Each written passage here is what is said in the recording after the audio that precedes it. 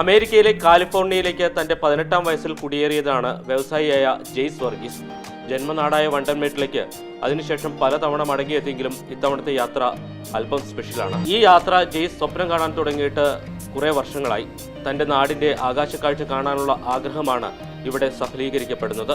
ഞാൻ ഇവിടുന്ന് 18 വയസ്സായപ്പോൾ US പോയതാണ്. വേൾഡ് വൈഡ് ഞാൻ ട്രാവൽ ചെയ്യുന്ന ആളാണ് ഇങ്ങനെ ഹെലികോപ്റ്റർ. അപ്പം നമ്മുടെ ജനിച്ച നാടും സ്കൂളും പരിസരങ്ങളൊക്കെ കാണുക എന്നുള്ള ആഗ്രഹത്തോടു കൂടിയാണ് ഇങ്ങനൊരു ഹെലികോപ്റ്റർ അറേഞ്ച്മെൻറ്റ് നമ്മൾ നടത്തിയത്. ബാംഗ്ലൂരിൽ നിന്നാണ് ജെയ്സ് ഹെലികോപ്റ്റർ വാടകയ്ക്കെടുത്തത്. ചാലക്കുടിയിൽ നിന്നാണ് യാത്ര ആരംഭിച്ചത്. തൊടുപുഴയിൽ ഇറങ്ങി ഇന്ധനം നിറച്ച ശേഷം വണ്ടൻമേട്ടിലേക്ക് 3 മണിക്കൂറിലേറെ റോഡ് മാർഗം യാത്ര ചെയ്യേണ്ട ദൂരം താണ്ടിയത് 15 മിനിറ്റ് കൊണ്ടാണ്. താൻ പഠിച്ച സ്കൂളിലും തന്റെ ബന്ധുക്കളെയും ഒക്കെ കണ്ട് മണിക്കൂറുകൾക്കുള്ളിൽ മടങ്ങിയെത്തുകയും ചെയ്തു.